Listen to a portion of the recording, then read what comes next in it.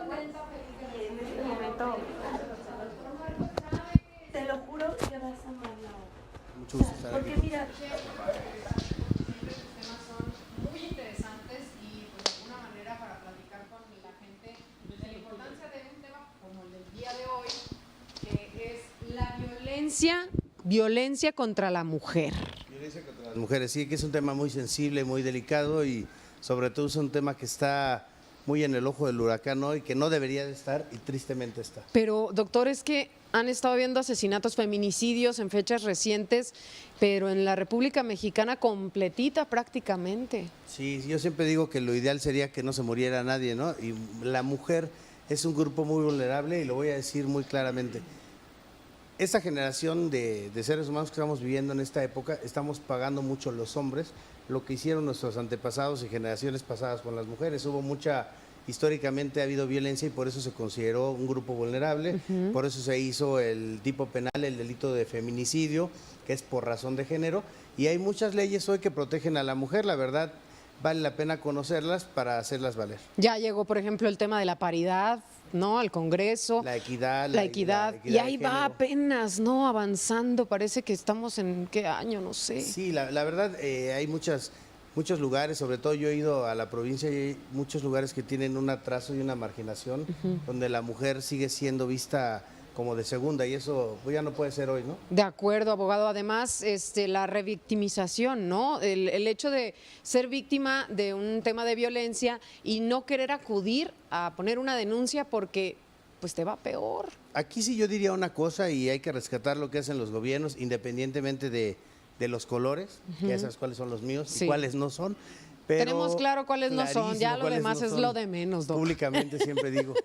Pero en ese sentido, por ejemplo, hay una ley que protege ni siquiera a la mujer, sino hombre y mujer, pero existe un delito que se llama violencia familiar. Ese delito está muy interesante. Antes era intrafamiliar. Intrafamiliar, se ahora le cambió familiar. por familiar, inclusive protege, en este caso hablando de las mujeres en particular, te protege contra exconcubinos, exparejas, una temporalidad anterior. Por ejemplo, si tú tuviste un novio de hace año y medio y de repente te empieza a violentar a través de mensajes, de amenazas, de chantajes, de humillaciones, eso es violencia familiar en su modalidad psicoemocional, artículo 201 de nuestro Código Penal. Ya está penado, entonces Así es, ya está podemos. penado. Y todos me dicen, ¿y cómo acreditas Pues que estás sí. afectado? Bueno, hay cuestiones que son tangibles. Por ejemplo, una lesión, un golpe, es tangible. Lo tienes a simple vista ahí, O sea, tiene que ser físico. físico. Pero la violencia de tipo familiar, en su modalidad psicoemocional, se acreditaría a través de dictámenes psicológicos, en el cual se te determina el grado de afectación que puedes llegar a tener por determinada conducta. Ok. Hace unos días vimos el caso de esta mujer que estaba fuera de las oficinas de gobierno, precisamente iba a platicar del tema de que su marido, ex marido, no la dejaba en paz, ya tenía ciertas órdenes de restricción y demás, y ahí afuera de las oficinas llegó, la atropelló y la mató. O sea, ¿qué está pasando? ¿Qué vacíos hay? Que la verdad es que no se le brindó la protección a la mujer que necesitaba. Aquí hay una cosa importante, la legislación que es el Código Nacional de Procedimientos Penales, la Ley General de Víctimas, tienen aparejadas medidas cautelares, medidas de protección e inclusive providencias precautorias. Todas esas obviamente se tienen que hacer valer. ¿Qué tiene que haber? Una cultura de la denuncia también. Si nos quedamos con el chip viejito de que es que denunciamos y no pasa nada, de verdad no va a pasar nada. Las autoridades en ese tipo de delitos que son en razón de género, una perspectiva de razón de género, sí están obligadas a hacer cumplir y hacer valer la ley, pero la gente se tiene que acercar también. Te pongo un ejemplo. El gobierno anterior las echó a andar y ese gobierno continuó, que es de lo poquito que ha continuado haciendo bien. Son centros de justicia para las mujeres. Inclusive están atendidas mayormente por personal del sexo femenino. ¿Para qué? Para que no te sientas revictimizada, ¿no? Sí, claro. Imagínate, te acaba de golpear un hombre, por lo último que quieres es ver a un médico legista hombre o a un psicólogo hombre. Sí. Entonces, son personas del mismo sexo. Para que te dé esa confianza y para que te permita el acercamiento y te permita referir lo que estás viviendo. Bueno, pues había querido quitarse también esto, ¿no? Al principio fue algo polémico, el tema de estas residencias donde viven estas mujeres que son víctimas de violencia y que están huyendo de hombres violentos, que también habían querido quitar el recurso ahí, pero bueno, ya se mantuvo. Ahora hay cositas importantes, por ejemplo, el Código Penal te dice, en el caso de violencia familiar, El único delito en el cual el perdón es revocable es en la violencia familiar. ¿Por qué? Porque, por ejemplo, supongamos que a ti te golpean, vas y denuncias y posteriormente te convencen de que ya van a cambiar. Nadie cambia, ¿eh? Eso es un hecho. Ningún ser humano cambia, se adapta cuando le conviene. Pero te dice, ya me voy a portar bien, ya no lo voy a hacer. Y te vuelve a pasar. Entonces el Ministerio Público tiene la obligación de hacerte saber, en el caso de violencia familiar, el perdón sí es revocable. ¿Por qué? Porque se presupone que el que es violento hoy es violento mañana y es violento pasado mañana y nunca va a cambiar.